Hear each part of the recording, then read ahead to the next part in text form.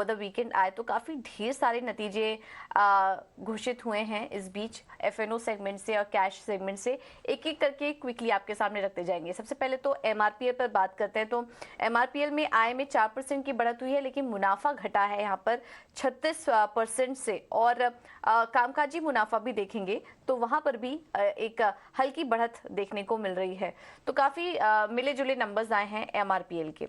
अब आगे बढ़ते हैं और बात करते हैं अल्ट्राटेक सीमेंट की। तो यहाँ पर जो नतीजे आए हैं वो अभी थोड़ी देर बाद मानसी आपको बताएंगी, भी आपके सामने रखेंगी। क्विकली अगर फर्स्ट एक आपको बताए तो नंबर्स अनुमान के मुताबिक ही नजर आ रहे हैं। आय में 17% की बढ़त आई है, मुनाफा करीब 32% से घटा है कंपनी का। और कामकाजी मुनाफा देखेंगे तो वहां पर भी हल्की यहाँ पर दबाव देखने को मिला है मार्जिन्स में। अब बात करते हैं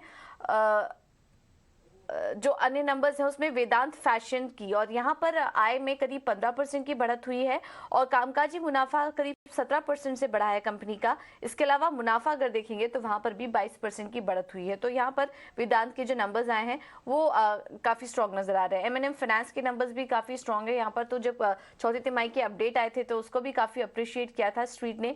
जो एनआईआई है वो 7.6% से बढ़ी है और इसके अलावा मुनाफा करीब 7% से बढ़ा है कंपनी का।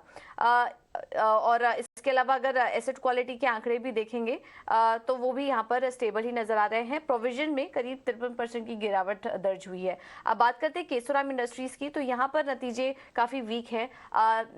जो कुल आय है उसमें मामूली 2% की बढ़त हुई है, लेकिन जो मुनाफा है वो घटा है कंपनी का। करीब 40% की गिरावट वहां पर दर्ज हुई है। माफ कीजिएगा, यहाँ पर घाटा ही दर्ज हुआ है, लेकिन घाटे में कमी आई है। 46 करोड़ से घटकर जो घाटा हुआ है वो 26 करोड़ का आया है। तो घाटे में यहाँ पर हम देख रहे हैं कि एक कमी देखने को मिली है। अब बात करते हैं एल&टी फाइनेंस होल्डिंग की। तो यहाँ पर ब्याज से आय में 15% की बढ़त और मुनाफे में करीब 22% की बढ़त कंपनी ने दर्ज की है। एसबीआई कार्ड्स के नंबर देखेंगे तो यहाँ पर भी नंबर्स काफी स्ट्रॉन्ग नजर आ रहे हैं। स्पेशली टॉप लाइन में आय में हम देख रहे हैं कि 32% की बढ़त हुई है और मुनाफे में करीब 3% की बढ़त कंपनी ने दर्ज की है। ई मुद्रा के अगर नंबर्स की बात करेंगे तो यहाँ पर आय में करीब 70% की बढ़त हुई है और मुनाफा 40% से बढ़ा है कंपनी का। तो यहाँ पर भी काफी स्ट्रॉन्ग नंबर्स देखने को मिल रहे हैं कंपनी की तरफ से।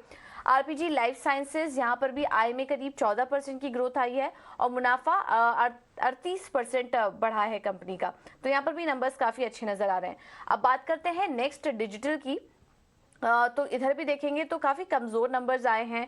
आय में करीब 97% की गिरावट दर्ज हुई है और मुनाफा 99% घटा है कंपनी का। तो ये है नेक्स्ट डिजिटल के नंबर्स। हिमाद्री स्पेशलिटी के नंबर्स देखेंगे तो आय में 23% की बढ़त हुई है और घाटे से मुनाफे में आ चुकी है कंपनी। 9 करोड़ का घाटा था, उसके सामने करीब 70 करोड़ के आंकड़े यहाँ पर कंपनी ने दर्ज किए हैं। जिंदाल ड्रिलिंग के नतीजों की बात करें तो यहाँ पर भी नतीजे कमजोर ही नजर आ रहे हैं। आय में करीब 1% की गिरावट दर्ज हुई है और मुनाफा भी देखेंगे तो 40% से घटा है कंपनी का जिंदाल ड्रिलिंग के केस में अगर हम देखेंगे तो। इसके अलावा संगम इंडिया, यहाँ पर नंबर्स वीक ही नजर आ रहे हैं। आय में 7% की गिरावट आई है और मुनाफा में भी करीब 40% से ज्यादा की गिरावट इस बार कंपनी ने दर्ज की है। पराग मिल्क फूड्स के आंकड़े काफी स्ट्रॉन्ग नजर आ रहे हैं। आय में करीब 42% की ग्रोथ है और मुनाफा घाटे से मुनाफे में आ चुकी है कंपनी। पिछले साल कंपनी ने 590 करोड़ के आसपास का घाटा दर्ज किया था, उसके सामने 22 करोड़ का मुनाफा इस बार कंपनी ने दर्ज किया। तो काफी स्ट्रॉन्ग नंबर्स हैं यहाँ पर पराग मिल्क की तरफ से। खैतान केमिकल्स की बात करें तो यहाँ पर भी आय में करीब 5% की गिरावट दर्ज हुई है, लेकिन मुनाफे के फ्रंट पर देखेंगे और कामकाजी मुनाफा देखेंगे तो एक लो बेस का भी फायदा मिला, तो शानदार ग्रोथ आई है। 147% की ग्रोथ कामकाजी मुनाफे में और नेट प्रॉफिट अगर देखेंगे तो 232% बढ़ा है कंपनी का।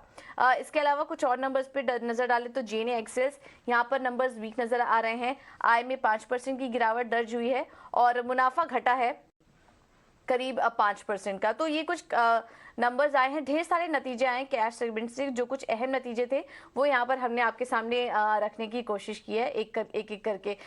कुछ और अहम नतीजों की बात करें, आरबीएल बैंक आपको और बता देते हैं। एनआईआई में 7% की बढ़त दर्ज हुई है और इसके अलावा मुनाफा अगर देखेंगे तो वहां पर 72% की ग्रोथ कंपनी ने दर्ज की। तो ये कुछ अहम आंकड़े निकल कर आ रहे हैं। आज इसके चलते काफी सारा एक्शन कैश सेगमेंट से जुड़ी कंपनियों में और मिड कैप सेगमेंट में आज देखने को मिल सकता है।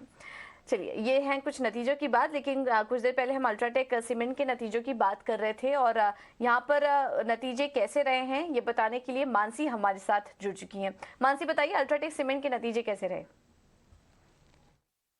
अल्ट्राटेक सीमेंट ने अपने चौथी तिमाही के नतीजे जारी किए और कंपनी के मुनाफे में करीब 36% की गिरावट देखने को मिली। हालांकि डिमांड में बढ़ोतरी से कंपनी की बिक्री में हमने देखा करीब 18% की बढ़त भी दिखी। मार्जिन की अगर बात करें 19% से मार्जिन कंपनी के जो है वो गिरे और 17% पर जाते हुए दिखे। अगर अल्ट्राटेक सीमेंट के Q4 हाईलाइट्स की बात करें तो कंपनी के वॉल्यूम्स में हमने देखा इनफैक्ट डोमेस्टिक सेल्स जो है उसमें 15% की बढ़ोतरी देखने को मिली और कैपेसिटी यूटिलाइजेशन जो है वो 95% रही।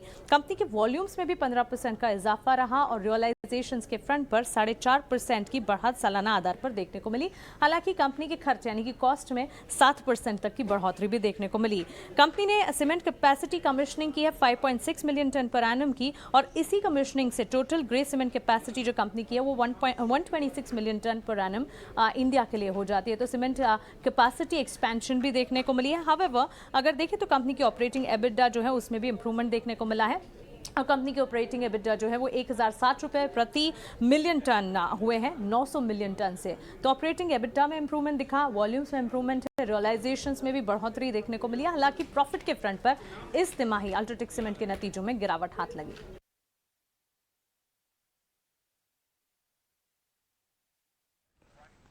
बिल्कुल, बहुत बहुत शुक्रिया मानसी आपका ये सारी जानकारी देने के लिए।